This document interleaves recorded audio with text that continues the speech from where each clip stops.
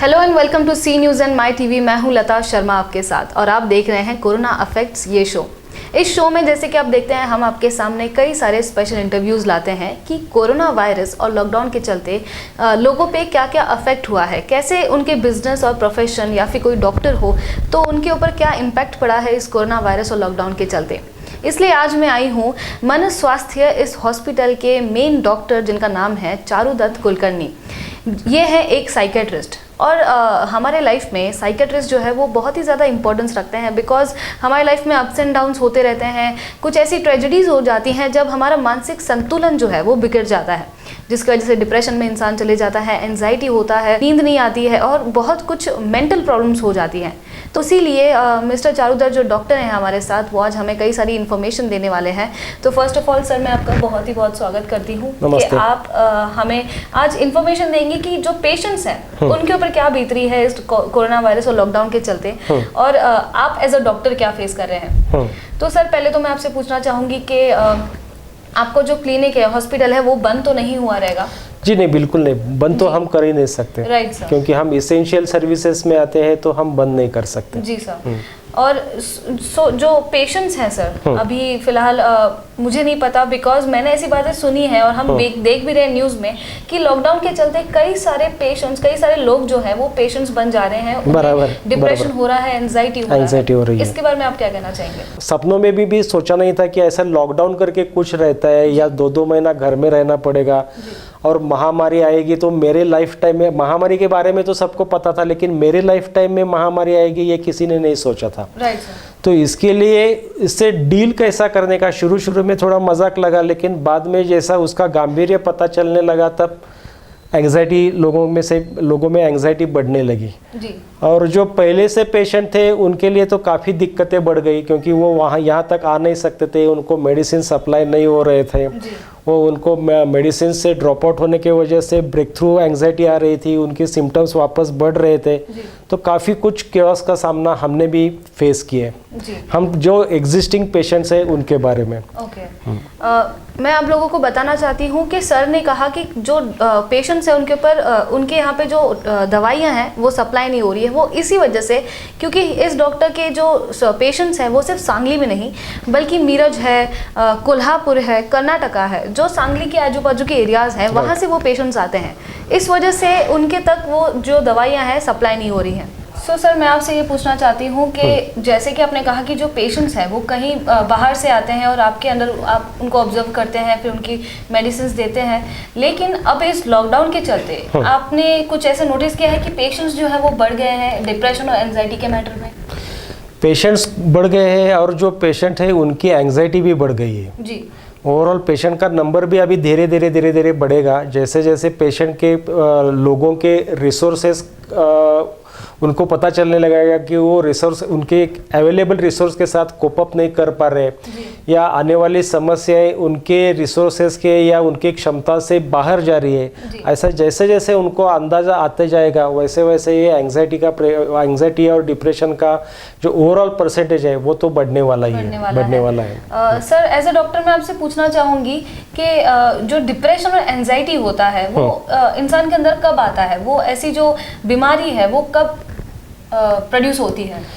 कैसा रहता है कि डिप्रेशन और एंग्जाइटी ऐसा कहते हैं कि जो नींद जो रहती है वो नींद माइंड का अरसा है, ऐसा बोलते हैं। तो सबसे पहले उनको क्या होने लगता है, सबसे पहले उनको नींद में दिक्कत आने लगती है जी। फिर overall day to day life में उनका जो मूड रहता है वो ऐसा बेचैन हो जाना, चिंता बहुत सताना, नहीं तो निराश हो जाना, बार बार निराशाजनक ख्याल आते रहना, ऐसी उनको दिक्कतें आने चालू होती है। और ओवरऑल ये सब जो मनस्थिति है वो मनस्थिति पूरी जिंदगी पे या पूरी ओवरऑल फंक्शनिंग पे वो छाने लगते हैं और पेशेंट को उसकी तकलीफ होने लगती है। So these are basically the symptoms of depression and anxiety. Okay. And इस जब उस पेशेंट को पता चलता है कि वो डिप्रेशन से जा रहा है तो आप उन्हें क्या सजेस्ट करेंगे कि वो होम रेमेडीज, जैसे कि अभी लॉकडाउन चल रहा है और लॉकडाउन के चलते जैसे कि डॉक्टर ने कहा कि दवाइयाँ सप्लाई नहीं हो रही हैं, कुछ पेशेंट से वो कनेक्ट नहीं हो पा रहे हैं, तो वो घर पे रह के ऐसा क्या कर सकते हैं जिससे उनका जो डिप्रेशन ये है वो ठीक हो सकता है? ये अभी कैसा रहता है कि ये तो normal reaction to the adversity है या ये इलनेस में परावर्तित हो गया है, ये देखना मतलब अगर उसके सिम्टम्स थोड़े ज़्यादा रहते हैं, कैसा रहता है कि अभी सपोज सामने मेरे को कुछ एडवर्सिटी आ गई है और एडवर्सिटी के बाद मुझे चिंता महसूस होने लगती है, तो सबको अपने को ऐसा लगता है कि यार नॉर्मल है, ये एडवर्सिटी आई है, इसके लिए उसको एंग्जाइटी हो रही है। लेकिन काफ़ी टाइम को ऐसा रहता है कि ये एंग्जाइटी नॉर्मल लेवल से ज़्यादा रहती है जी। तो वो बीमारी रहती है, तो वो चिंता बीमारी रहती है। ओके। तो उसके लिए पेशेंट को अपने फैमिली पर डॉक्टर के पास जाके इवेल्युएट करके, नहीं तो नज़दीक के साइकोलॉजिस्ट के पास, साइकेट्रिस्ट के पास जाके खुद को इवेल्युएट करना पड़ेगा। और उसके बाद में घर में रेमेडी क्या कर सकते हैं, तो इसके लिए ऐसा ही रेडीमेड ऐसा कुछ मैं नुस्खा तो नहीं बता सकता, लेकिन ओवरऑल चिंता के बारे में हम क्या कर सकते हैं। तो बेसिकली चिंता क्या करती है, तो चिंता करती है ओवर एस्टिमेशन ऑफ डेंजर करते हैं, मतलब जो आने वाली समस्या है वो काफ़ी बड़ी है, जितनी है उससे काफ़ी बड़ी है, ऐसा वो चिंता बोलते हैं। और दूसरी बात चिंता यह करती रहती है कि अपने पास जो कोपिंग एबिलिटीज़ है, मतलब वो एडवर्सिटी को या वो जो समस्या है उसका निराकरण करने के लिए मुझ में जितनी क्षमता है वो काफ़ी कम है, ऐसा चिंता बोलते हैं। तो ये अगर दो मिस्टेक्स अगर हम अपने दिमाग से या अपने थिंकिंग से निकालने की कोशिश करेंगे, मतलब ओवर एस्टिमेशन ऑफ डेंजर नहीं करना है अपने को और under estimation of my coping abilities नहीं करना है जी। अगर ये दो चीज़ें हम कर सकते हैं तो हम चिंता काफ़ी हद तक नियंत्रित रख सकते हैं जी। और सर जैसे कि मैंने आपसे पूछा होम रेमेडी के बारे में, तो मैं आपसे ये पूछना चाहूँगी कि आप एज अ डॉक्टर क्या ट्रीटमेंट देते हैं जब कोई पेशेंट आपके सामने आता है, वो डिप्रेशन या फिर एंजाइटी का शिकार होता है, तो आप उन्हें टॉक थेरेपी देते हैं कि दवाइयाँ देते हैं, बेसिकली व्हाट यू डू? नहीं, फिलहाल हम दोनों का कॉम्बिनेशन करते हैं। जैसे अभी मैंने ये बताया, ये चीज़ें काउंसलिंग में उन पे ज़्यादा फोकस आता है, रिलैक्सेशन टेक्निक्स हम सिखाते हैं पेशेंट्स को और साथ में हम उनको मेडिसिन लिख के देते हैं। ओके। और ये सब चालू करने के बाद 1-2 हफ्ते में उनको आराम महसूस होने लगता है और उनका नॉर्मल जिंदगी वापस चालू हो जाता है जी। सर लेकिन ऐसे भी कुछ पेशेंट्स हैं जिन्हें टॉक थेरेपी, मैं आपको बता दूं टॉक थेरेपी ऐसी होती है जब जो डॉक्टर्स होते हैं वो पेशेंट से अच्छे से बैठ के बात करते हैं, उनकी जो प्रॉब्लम है, जिस वजह से उन्हें डिप्रेशन आया है, जिस वजह से वो एंजाइटी फील कर रहे हैं, उसका कारण वो ढूंढने की कोशिश करते हैं और उसे जड़ से निकालने की कोशिश करते हैं। बराबर। पर उसी के दौरान अभी लॉकडाउन हो चुका है और लॉकडाउन की वजह से जो आपके रेगुलर पेशेंट्स थे जिन्हें टॉक थेरेपी की जरूरत थी वो अब नहीं आ पा रहे, वो नहीं आ रहे तो आपने उसका क्या अभी फिलहाल सॉल्यूशन? अभी हमने फिलहाल तो सॉल्यूशन ऐसा निकाला कि हम वीडियो कंसल्टेशन के ऊपर बात करते हैं जी।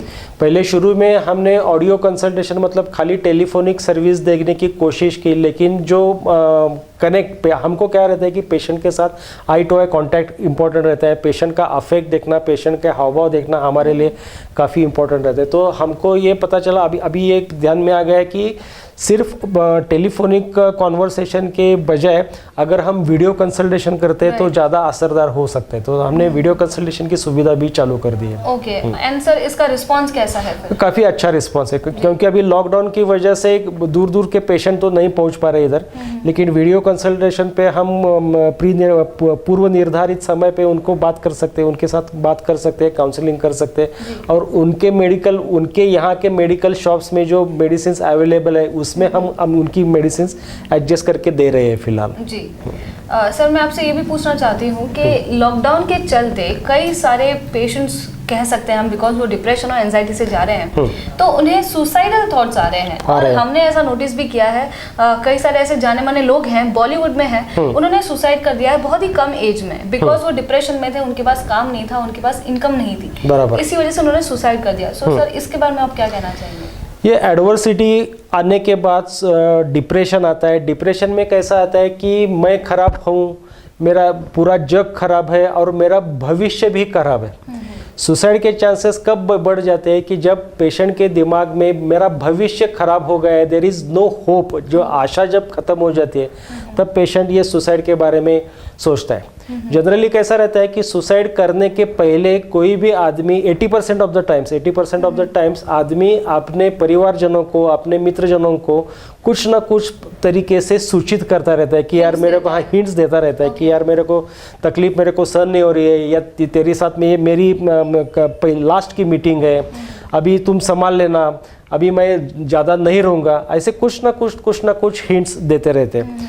तो on the backdrop of his depressed activity for last few weeks और डेज, अगर ऐसी सूचनाएं अगर पेशेंट कोई आदमी अपना प्रियजन देता है तो उसके प्रियजनों ने थोड़ा ज़्यादा सजग होने की ज़रूरत है जी। और तभी साइकेट्रिस्ट को दिखाना या उसके साथ बैठ के बात करना ये बहुत ज़्यादा इम्पोर्टेंट है सुसाइड प्रिवेंट करने के लिए। राइट। और उनको क्या देना पड़ता है, खाली होप दिखानी पड़ती है, क्योंकि होप लव तो है ही, लेकिन जो होप खत्म होने की वजह से ये सुसाइड बढ़ती है तो होप देनी पड़ती है उनको। जी। सर अभी हम बात करते हैं सांगली की। मुझे आप बताइए आपके फिलहाल वर्किंग आवर्स क्या है हॉस्पिटल के? अभी फिलहाल तो हम सुबह 11 से दोपहर को 3 बजे तक हमारा सब काम निपट जाता है, क्योंकि पेशेंट पहुंच नहीं पा रहे यहाँ तक। ओके। और सर 11 से 3 बजे तक आपके पास अप्रोक्सीमेटली कितने तकरीबन पेशेंट्स आते हैं? अभी फिलहाल ओपीडी काफ़ी कम हो गए, तो अभी ये 4 घंटे में हम 50-60 के आसपास पेशेंट्स देखते हैं। जी। और सर इन 50-60 पेशेंट्स में जो आप हर रोज अलग अलग लोगों से मिलते होंगे या फिर रेगुलर पेशेंट्स होंगे, तो उन रेगुलर पेशेंट्स में आप मुझे बताइए कौन से ऐसे पेशेंट्स हैं जो काफ़ी ज़्यादा उस तरीके से डैमेज हो रहे हैं? अभी ये कोरोना की वजह से क्या हो रहा है कि एक ट्रेंड ऐसा समझ में आ रहा है कि लोगों को ये कोरोना वायरस की एंग्जाइटी काफ़ी बढ़ गई है जी। जिसको हम हिंदी में आरोग्य चिंता बोलते हैं।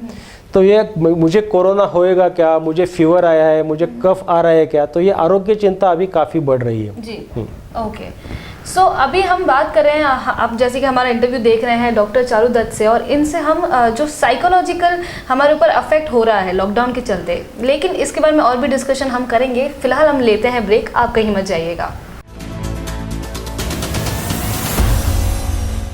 सो welcome back to C News My TV. मैं हूं लता शर्मा और आप देख रहे हैं कोरोना अफेक्ट्स ये शो। जैसे कि हम बात कर रहे थे डॉक्टर चारू दत्त से, जो है एक साइकेट्रिस्ट, और इस साइकेट्रिस्ट ये जो फील्ड है ये आज के डेट में लॉकडाउन के चलते बहुत ही मैटर करती है, क्योंकि कई सारे लोग लॉकडाउन में डिप्रेशन और एंजाइटी में जा रहे हैं।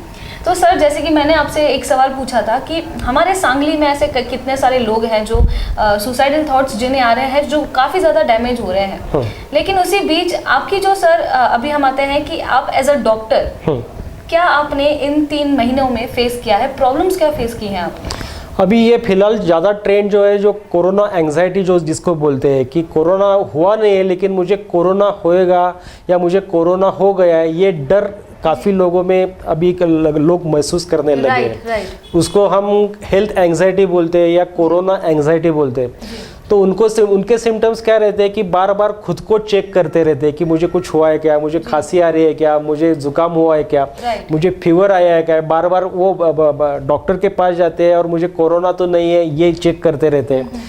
नहीं तो कोरोना ना होए इसके लिए जो प्रिकॉशंस बताए, जैसे मास्क पहनना, सैनिटाइज करना और हाथ धोना, तो उनका बार बार हाथ धोना उनका बढ़ गया है। उनका शकी सस्पिशियसनेस बढ़ गया है। बाहर से कोई आता है तो उसको बहुत शक की नज़र से देखने का या बार बार धोने का, दूर रहने का, ये उनका बढ़ गया है। राइट। और सर जैसे कि आपने कहा शक नज़र से देखते हैं, तो इस कोरोना वायरस के चलते ये भी देखा जा रहा है कि जो अगर कोई क्वारंटाइन है, सपोज कोई बाहर से ट्रैवल करके आ रहा है और उनसे गवर्नमेंट ने कहा है कि आप क्वारंटाइन रहिए, उन्हें कुछ है नहीं, फिर भी जो लोग हैं, सोसाइटी है, उन्हें वैसे ट्रीट करती है कि तुम्हें कुछ कोरोना वायरस है। राइट। तो सर इसके बारे में आपका क्या ख्याल है, ये जो for mental health how this is good और bad, what do you think? This is absolutely bad, क्योंकि वो तो अपना ही है और उसने कुछ गुनाह नहीं किया। हम क्या करते हैं कि जो कोरोना का क्वारंटाइन हो गया जो आदमी है, तो उसको हम काफ़ी स्टिग्मा की नज़र से देखते हैं, उसको कलंकित या उसने कोई बड़ा अपराध किया है ऐसे इस नज़र से देखते हैं, या ये कोई तो बीमार, बहुत बड़ा बीमार है, अछूत है,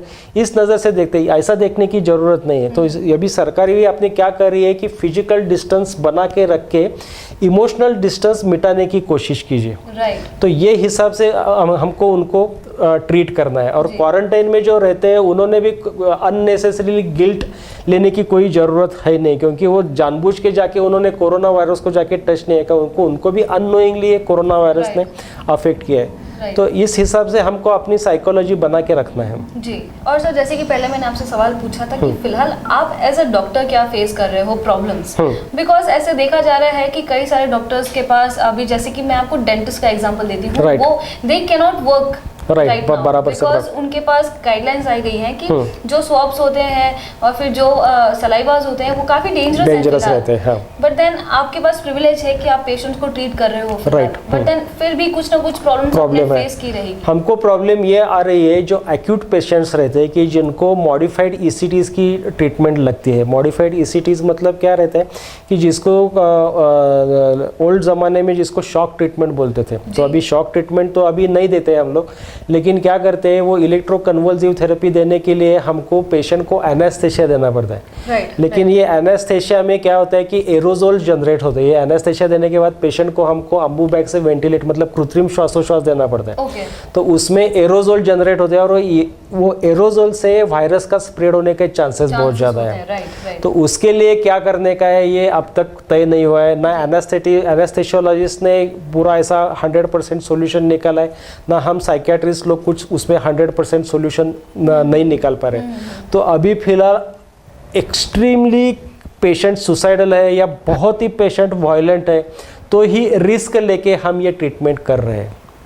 हाँ, जो अगर पेशेंट खुद को बहुत ज़्यादा खुद को थ्रेट है या सोसाइटी को थ्रेट है या पेशेंट बहुत ही वायलेंट है, उसका बिहेवियर कंट्रोल करना बहुत मुश्किल जा रहा है, तो वही उसी पेशेंट को उन्हीं पेशेंट को एनेस्थेटिस्ट और हम लोग थोड़ा सा रिस्क लेके मतलब अभी कोरोना हुआ तो हुआ ऐसा रिस्क लेके हम उनका ट्रीटमेंट कर रहे हैं। यानी कि लिमिटेशंस आ गई हैं, बहुत लिमिटेशंस आ रही हैं जी। सो सर अभी मैं आपसे पूछना चाहूँगी आपके जो स्टाफ हैं, स्टाफ का फिलहाल आपने कैसे मैनेजमेंट किया इन 3 महीनों में?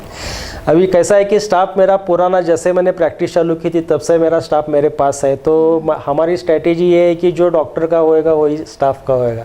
तो अभी फिलहाल तो हम सब ये सब झेल रहे हैं। That is very nice because आप तो इसके बारे में जानते ही होंगे कि जो वर्कर्स हैं और कई सारे ऐसे सैलरी या एम्प्लॉयज़ जो है उनके ऊपर बहुत ज़्यादा बीत रही है, उनकी सैलरी कट ऑफ हो रही है या फिर उन्हें काम से निकाल दिया जा रहा है। नहीं, वैसा तो हम नहीं करेंगे, वैसा तो हम नहीं करेंगे। That is very good actually. और अगर बात की जाए आपके हॉस्पिटल की, तो how are you maintaining the hygiene in your hospital जब इतने सारे 50 से 60 सिर्फ 4 घंटों में आपके पास पेशेंट्स आ रहे हैं? तो जो बेसिक गवर्नमेंट के गाइडलाइंस है सैनिटाइजेशन के, तो वो हम एकदम स्ट्रिक्टली फॉलो कर रहे हैं। हर घंटे को हम एक बजर बजाते हैं और वो बजर बजाने के बाद सभी लोग अपने हाथ धोते हैं और ये जो पूरा एरिया जो है वो ब्लीच पाउडर के साथ जो मिक्सचर होता है वो सोडियम हाइपोक्लोराइड का, वो हम सभी जगह स्प्रेड कर लेते हैं। तो जितना हो सकता है, जितना गाइडलाइंस दिया है उतना और थोड़ा सा जो हमको लगता है कि ये ऐसा करना चाहिए वो हमारा उसमें ऐड करके हम सैनिटाइजेशन की प्रिकॉशंस ले रहे हैं। ग्रेट। और ये ज़रूरी भी है बिकॉज आपके यहाँ पे बहुत सारे पेशेंट्स आते हैं। सर आपसे मैं ये पूछना चाहूँगी, पेशेंट्स जैसे कि आपने कहा कि इस लॉकडाउन की पीरियड में भी आए हैं और फिर थोड़े बहुत बढ़ भी गए हैं, मैं आपको एक सिंपल मैसेज जानना चाहूँगी आपसे जो आप लोगों को देना चाहेंगी, क्योंकि कई सारे लोग साइकियाट्रिस्ट या फिर मेंटल हेल्थ और डिप्रेशन, एंजाइटी इसको बहुत लाइटली मानते हैं, बहुत लाइटली मानते हैं और या बुरी नज़र से भी देखते हैं या पागल होने के बाद ही उनके पास जाना है जी, इस हिसाब से देखते हैं। ये एक हमारे सोसाइटी में मिथ है, इसको मिथ बोल सकते हैं, इसको हम लांछन मानते हैं, लांछन मानते हैं। वही, यानी कि काफ़ी सारे लोगों के अंदर गलत फहमियाँ हैं और मेंटल हेल्थ को कोई भी ज़्यादा इंपॉर्टेंस नहीं दे रहे हैं। तो आप इसके बारे में क्या लोगों को मैसेज देना चाहिए? अभी हमने क्या किया है, अभी हम लॉकडाउन के पीरियड में हमने यही साइकोलॉजी का डे टू डे लाइफ में कैसा हम उसको अप्लाई कर सकते हैं, ये हिसाब से हमने छोटे छोटे वीडियोस बना के वो यूट्यूब पे फ्री डालना चालू कर दे। तो अगर किसी को इंटरेस्ट रहेगा तो डॉक्टर चारुदत्त कुलकर्णी ये यूट्यूब चैनल पे जाके ये छोटे छोटे वीडियोस, जैसे ये हेल्थ एंग्जाइटी को मतलब आरोग्य चिंता को कैसा सामने जाने का, नहीं तो ये आने वाला जो चेंज है वो चेंज को कैसा फेस करने का, ये जो अनसर्टेनिटी आने वाली वक्त की है कि क्या होएगा आगे हमको मालूम नहीं, तो उसको कैसे फेस करने का, तो ये सब वीडियोस हमने ऑलरेडी यूट्यूब पे डाल दिए। तो किसी दर्शकों को अगर चाहिए तो वो वहाँ जाके चैनल भी सब्सक्राइब कर सकते हैं और देख भी सकते हैं। और मेरी सलाह ये रहेगी कि ये चेंज तो आने वाला ही है, मतलब मैं कितना भी रेजिस्ट करूँ ये चेंज तो आने वाला ही है। तो सयाने लोग वो ठहरेंगे जो ये चेंज को जल्दी से जल्दी एक्सेप्ट करेंगे और वापस उसमें कुछ ना कुछ अपना कल्पकता निकाल के कुछ ना कुछ उसमें से अच्छा करने की कोशिश करेंगे। राइट। सो बेसिकली जैसे कि आपने एक बात कही एक्सेप्ट करने की, तो it is also called as new normal. या it is going to be new normal. Mask तो न्यू नॉर्मल रहने वाला है, सैनिटाइजेशन न्यू नॉर्मल रहने वाला हाँ है। जी, बट देन मेंटल हेल्थ वो भी हमें काफी ज्यादा अभी हैंडल करना रहता है, बिकॉज कई सारे लोग गले नहीं मिल पाएंगे, अभी कई सारे लोग ग्रुप में नहीं चल पाएंगे, ना ही ग्रुप में ट्रेवल कर पाएंगे। सो इससे मेंटल हेल्थ हमें समझ के पॉजिटिवली हमें लेना होगा।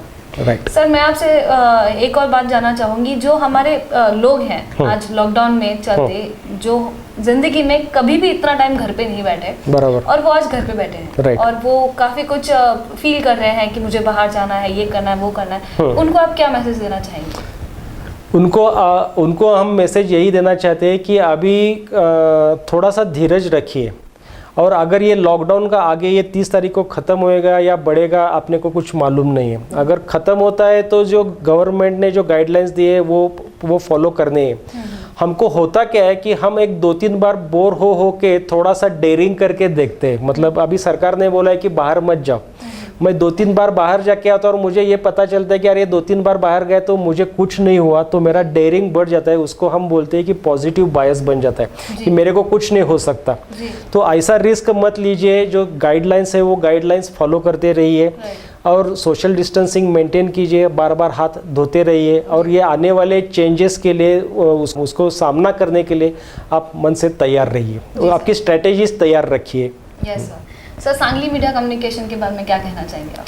ये तो काफ़ी बढ़िया काम कर रहे हैं अभी ये कोविड के बाद, इसमें भी आप काफ़ी अच्छा काम कर रहे हैं। और ओवरऑल ये जो सांगली कम्युनिकेशन मीडिया है वो ज़्यादा क्लाइंट फ्रेंडली और क्लाइंट ओरिएंटेड मीडिया है, तो अपने व्यूअर्स को वो हमेशा कुछ ना कुछ अच्छी तरह से देने की कोशिश करते रहते हैं। तो मैं हमारी तरफ से, मेरी तरफ से भी सांगली मीडिया कम्युनिकेशन को बहुत बहुत बधाई देता हूँ जी। हमारे साथ थे डॉक्टर चारुदत्त कुलकर्णी, जिन्होंने कई सारी इन्फॉर्मेशन हमें दी, और सर मैं आपका उसके लिए बहुत ही ज़्यादा शुक्रिया अदा करती हूँ, बिकॉज आपने छोटी छोटी बातों पे, वो आम लोगों के लिए तो छोटी बात रहेंगी, लेकिन मेंटल हेल्थ जो है उसके लिए काफ़ी ज़्यादा इंपॉर्टेंट रखती है वो। एंड इसी वजह से मैं आपको सीरियसली थैंक यू बोलती हूँ कि आपने बहुत सारी चीज़ें हमें एनलाइटन की। तो जैसे कि आपने इस इंटरव्यू में सुना कि जो मेंटल हेल्थ है वो काफ़ी मैटर करती है इस लॉकडाउन के चलते, और लॉकडाउन के चलते जब ख़त्म हो जाएगा तब पेशेंट्स और निकलेंगे, क्योंकि डिप्रेशन और एंजाइटी के शिकार आप हो सकते हैं। इसी वजह से आपको बस पॉजिटिव रहना है, एक होप रखनी है कि कल आने वाला है और कल जो होगा वो अच्छा होगा। इसी वजह से ये होप बनाए रखिए, और जो भी होगा हमारे सोसाइटी के लिए ही अच्छा होगा। Till then you stay safe, stay home, social distancing maintain कीजिए, मास्क पहनिए, घर पे रहिए, और हमारा शो देखते रहिए, कोरोना अफेक्ट्स देखते रहिए, सी न्यूज़ और माई टीवी देखते रहिए। Thank you so much.